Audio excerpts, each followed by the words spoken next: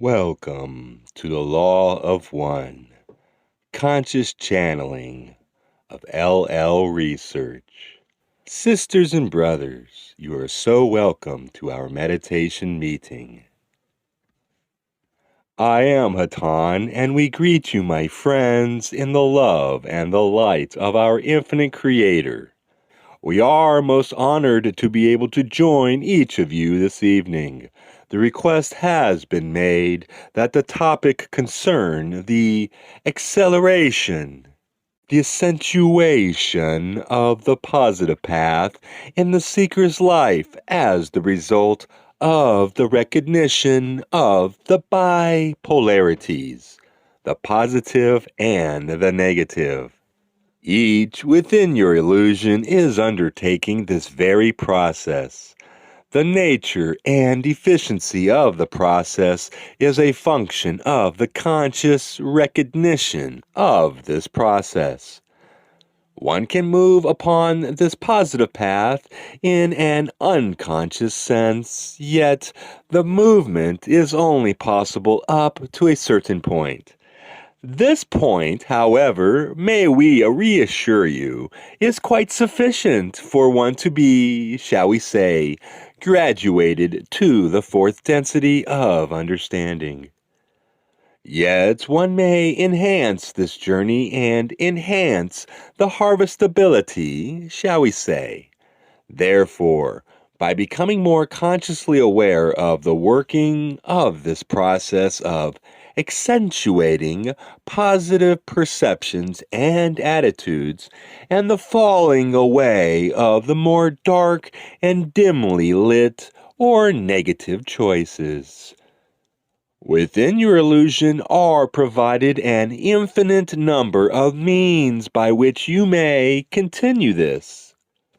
Indeed, your entire illusion is, may we use the term, training ground, an opportunity in each instance for you to make positive or negative choices and thereby enhance your evolutionary progress.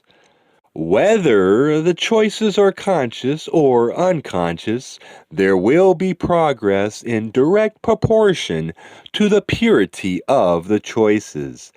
That is to say, progress is made by choosing a polarization, be it positive or negative, and following that choice in as frequent and pure a manner as possible.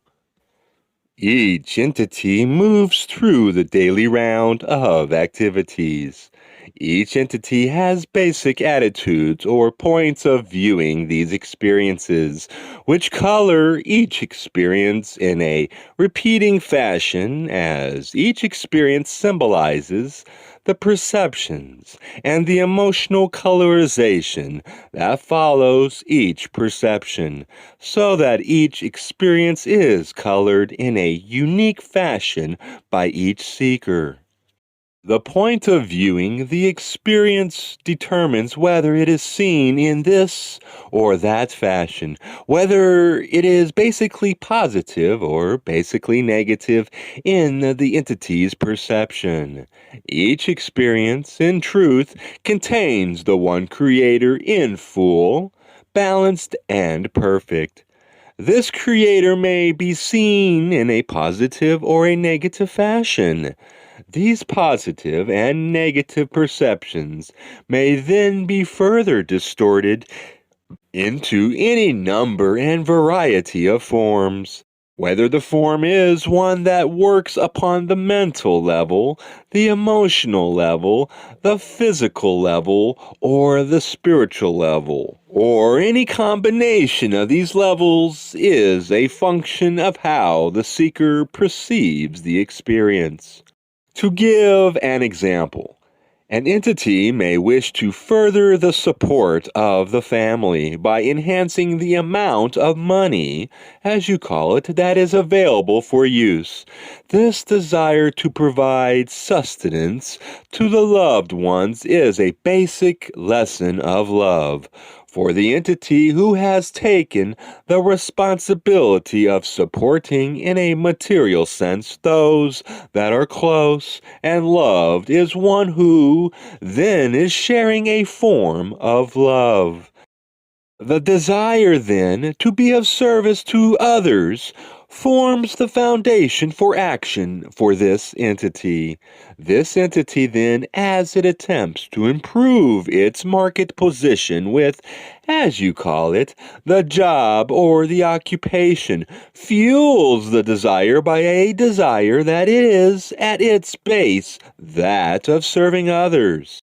The entity then may engage in any number of activities upon the job that are designed to increase its income of money. This then may be realized in the entity's life pattern or experience in any number of ways, for at the base of the action is the desire to serve others by providing material sustenance. Further, then, translated or distorted by the entity's perception to mean money or income that is then seen possible of obtaining from the job or through the occupation. Now, what shall actually occur to this entity in this focus of its experience may or may not take the form that the entity imagines. For if it does not imagine with a consciously honed and precise mind or mental frame of reference, that which answers the desire may take a variety of forms. It may be that support or sustenance is challenged through the emotional complex in order that it then may be that support or sustenance is challenged through the emotional complex in order that it then be, as you would say, of good cheer or greater cheer, and in such a fashion provide a form of nourishment that does indeed nourish those about it at a central position of the being, but does so in a form which is a great variance form, that which was consciously sought, because the conscious seeking was of an unfocused nature. This is a general and quite simplistic example of the process whereby one consciously seeks and obtains some distortion of that seeking as a function of the purity and clarity and intensity of the seeking which motivates the action. In each life experience, one takes whatever focus of understanding one has concerning the process of seeking the truth, or accentuating the positive in this case, and see through that focus any experience that may come before the entity in its daily round of activity. Whatever degree of understanding one has achieved through searching resources, meditation, and seeking within for the truth of any resources information, and then formulating this focus of understanding will determine the clarity with which any experience is seen through this focus. Thus, as one fuels the desire to know the truth and accentuate the positive, as it has been termed this evening, one has done the fundamental requirement or step. One has laid the basic foundation for realizing whatever finer focus may be necessary in order to achieve the desire. One may then take this desire and further refine or tune the focus in order that that which is desired might be realized in a closer and closer approximation of image, so that what is received more closely resembles that which is desired and sought. This is a self-propelling or motivating process. Once one has become consciously aware that such a process is being undergone and is a portion of one's experience and being, the seeking to understand more clearly how this process functions is that fuel which will allow one to refine the process according to the intensity and the efficiency, shall we say, of one's seeking.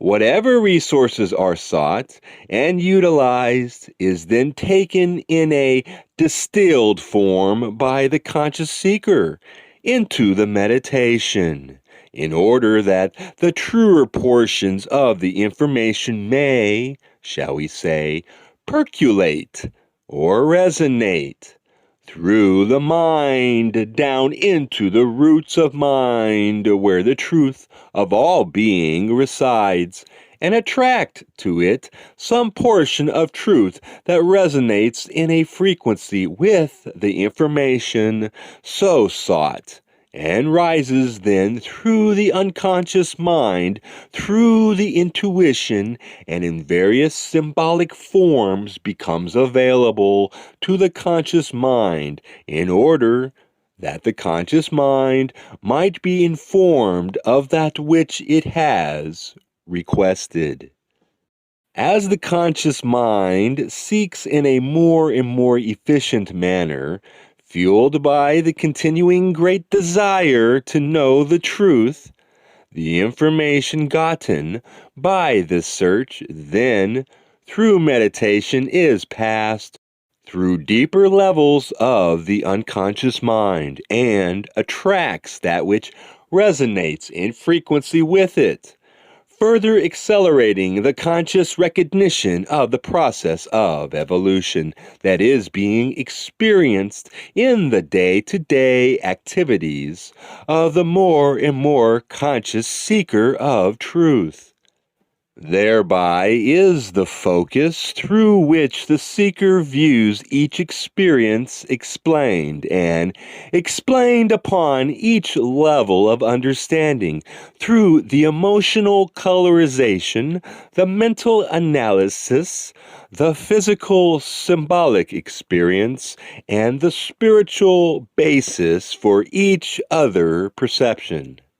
The focus, then, is seen to include more of each experience as being seen as a distortion of the Creator by the seeker, whether the distortion be towards love, wisdom, or unity.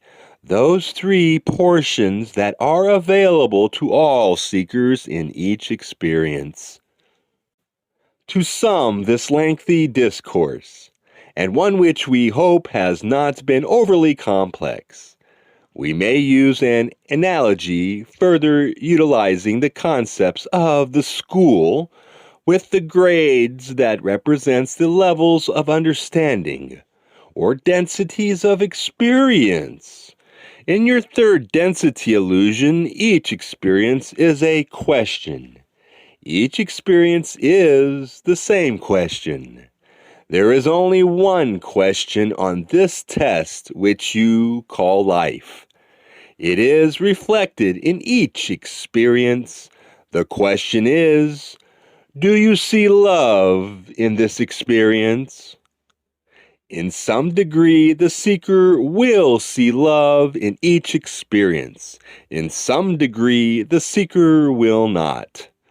As the seeker is able to answer each experience question with an answer that approaches 100% yes, the seeker is polarizing in the positive sense. We may report that the good news of the test is that 51% is passing.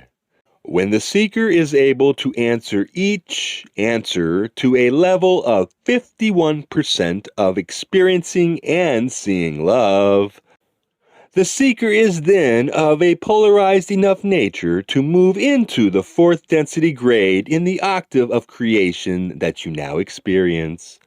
The seeker then has achieved the minimum polarization that will allow it to withstand the greater intensity of energy available within the fourth density class. Without at least the ability to see love in 51% of one's perceptions and experiences, the energy available in the fourth density class would be too much for the circuit of the seeker who has not yet sufficiently regularized or polarized its being in order that its circuits not be blown, shall we say, as the greater intensity of light becomes the reality for the seeker. We remind each that our words are but humble attempts to describe and share that which is quite beyond description, yet may be shared in some form where there is desire to know and desire to share. We therefore thank each of you for providing the desire to know, and we remind each that our words are but our valuable attempts to be of the service which you desire. We are those of Hatonn, and we leave you now in the love and in the light of the one infinite Creator. Adone, my friends. Adone Vasu Baragas.